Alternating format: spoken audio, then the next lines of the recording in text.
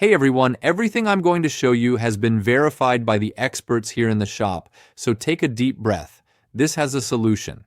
If your Chevy or GM is showing the battery saver active message, first, relax. It doesn't mean your car is about to die tomorrow or that you need to sell it. What the car is basically saying is, hey, my battery is a little low, I'm going into saver mode so I don't run out of energy. It's a protective warning, not a big drama. The first thing mechanics usually check is the battery. Yep, that same battery we often ignore until the car starts acting weird. If it's old, weak, or has unstable voltage, the system gets confused and triggers the warning. Many mechanics report that simply replacing the battery makes the message disappear like magic. Just like that. If the battery is fine, the next suspect is the alternator.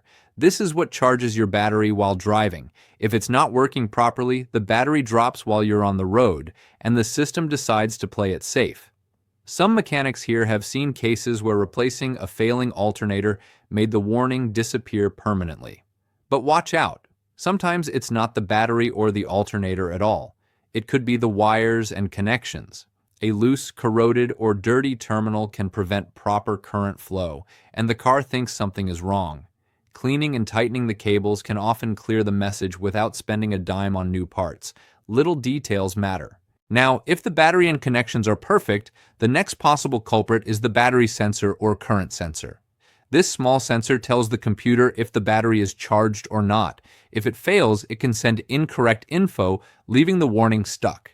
Several mechanics have fixed the message by replacing or recalibrating this sensor.